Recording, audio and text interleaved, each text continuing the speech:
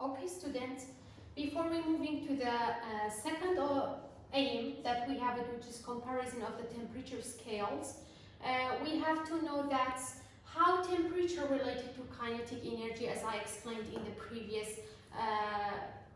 writing or graphs here. We said that the temperature is the average of kinetic energy inside an object that's produced by the movement of molecules or atoms or particles inside this object that produce this temperature. But now, I have a question. Is temperature depend on the amount of matter inside this object? For example, if you have a teapot, I'm not good in drawing. If you have a teapot with a mug or cup of tea, a teapot with a cup of tea. So which one has a higher temperature? We said that there's a molecules or atoms or particles inside this matter or object. So the temperature doesn't depend on the amount of tea inside this teapot or inside this cup. It is depend of the movement of particle. Okay, we said it is depend on the movement of kinetic energy, average kinetic energy. So it's no matter if there's a different amount of tea inside teapot or inside the teacup, but it's important to know that they have the same temperature. If they have the same kinetic energy. Okay. So after that, we have a quick one. It's so easy. You can do it inside your home.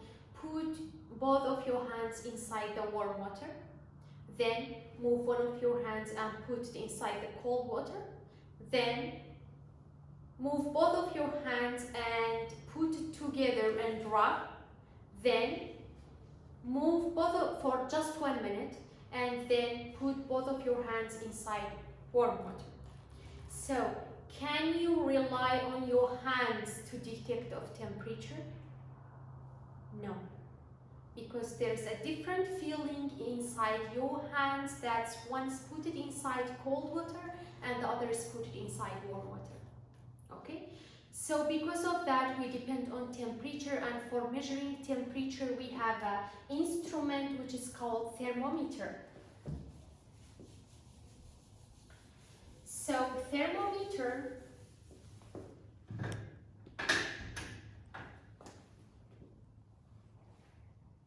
I'm not talking about the electrical thermometer.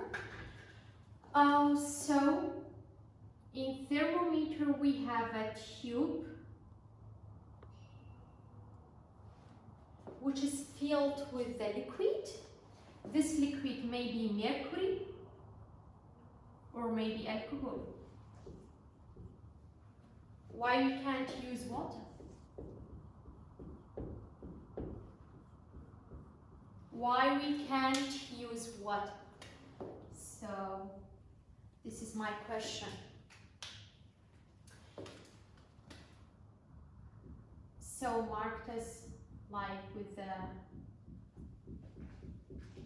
specific interval, like that.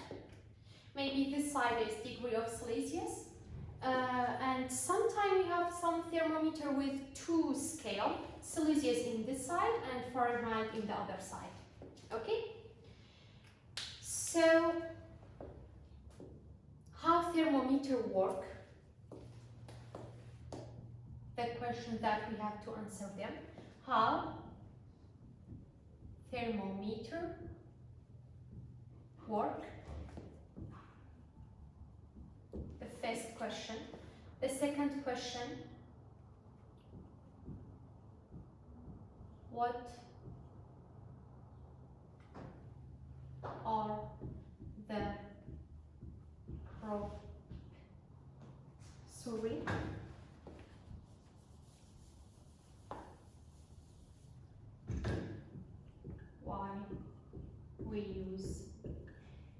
mercury and alcohol for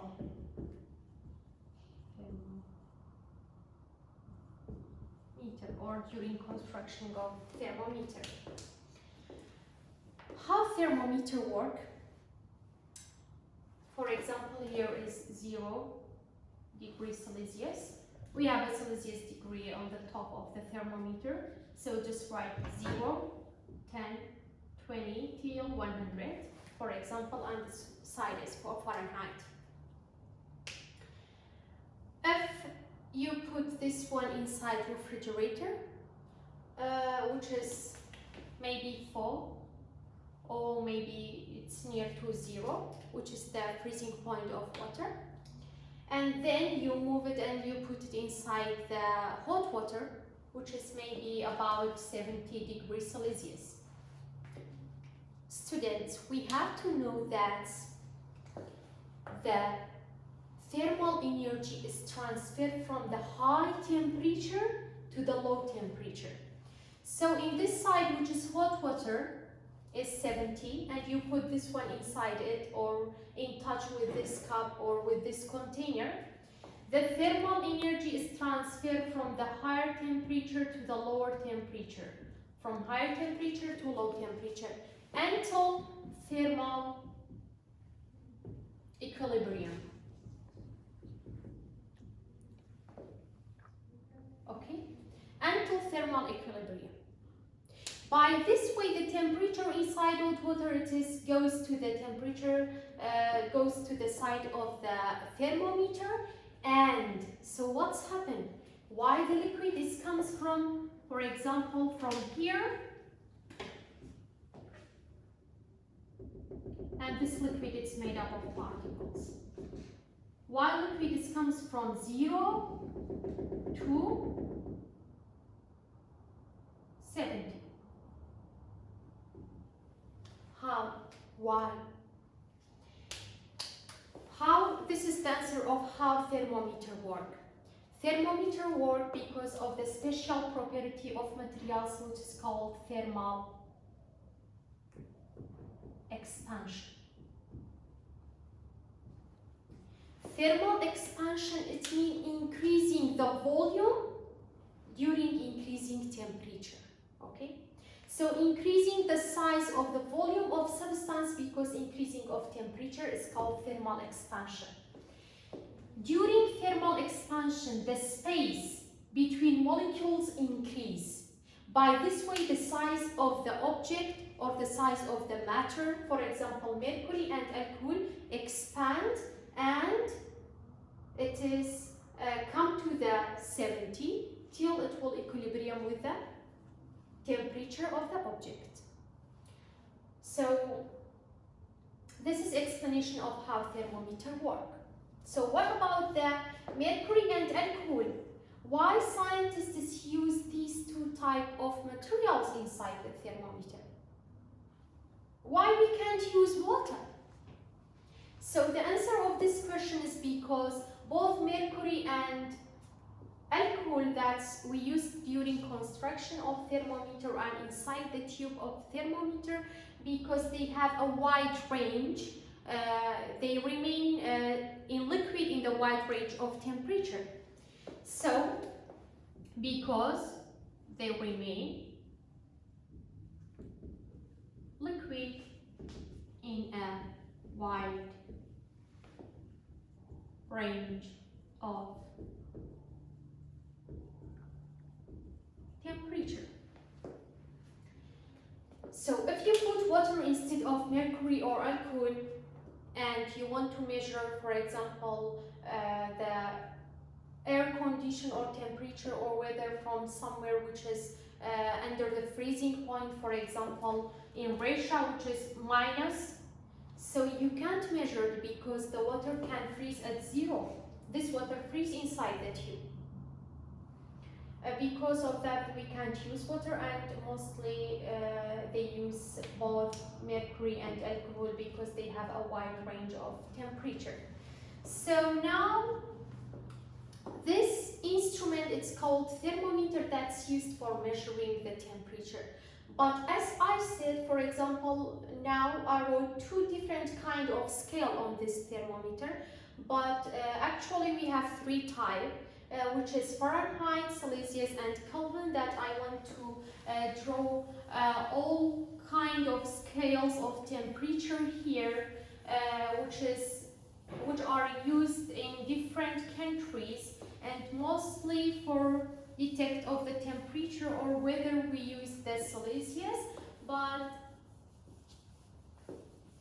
UK still they use the Fahrenheit to measuring or expressing their temperature.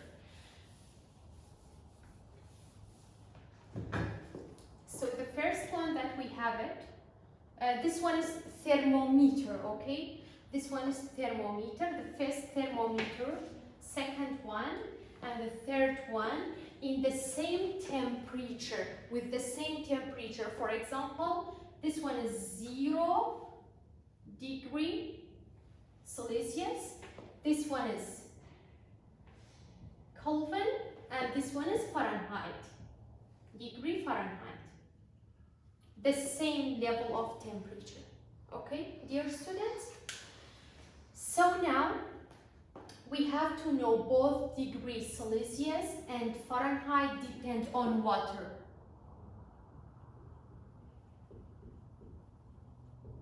Depend on the freezing point and the boiling point of water. But Kelvin depend on absolute 0.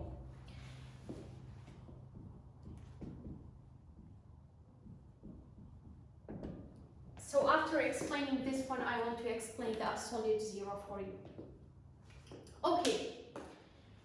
After that, we have to know just both Celsius and Fahrenheit, they have degree. They have this one, okay? Kelvin is without degree. For example, if you want to express 0 of Kelvin, you have to say 0 Kelvin. But if you want to express 0 of Celsius, you have to say 0 degree of Celsius, or for example, 68 degree of Fahrenheit. Then,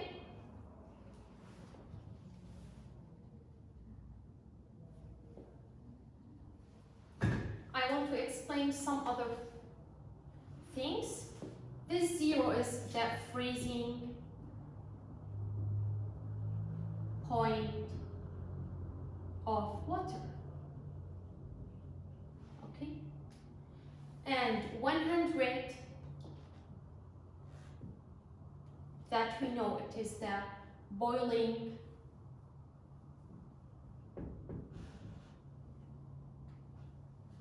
point of water. And we have a room temperature, and we have a body temperature,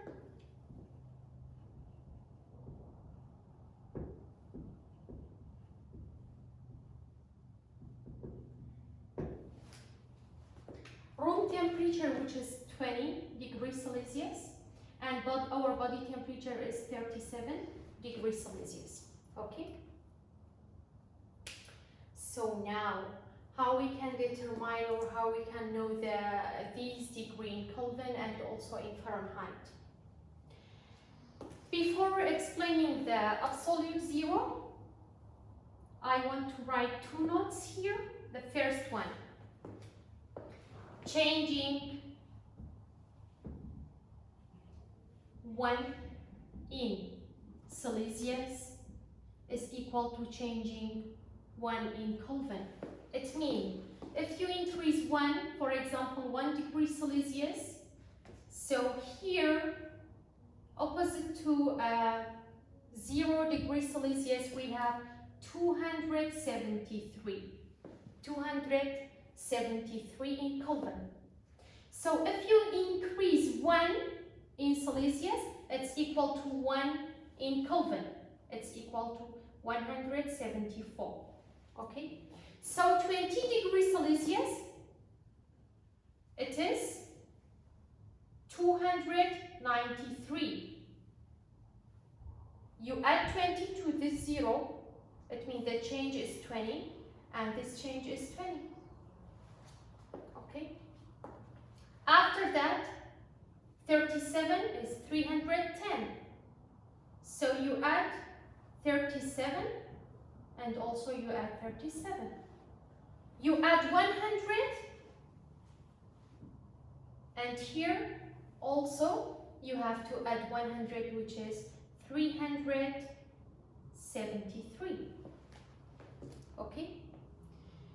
So after that, what about the zero of Kelvin, which is called absolute zero? It is equal to minus 273. Okay? So changing 1 in Celsius equal to changing 1 in Kelvin. But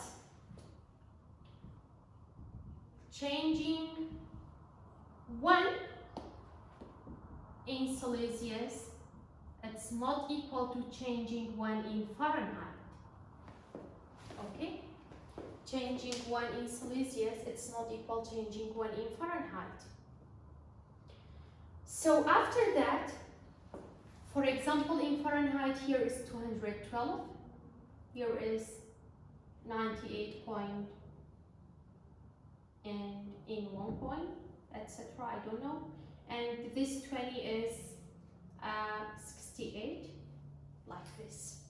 So changing 1 in Fahrenheit, it's not equal to changing 1 in Kelvin. According to these 3 scales that I wrote here,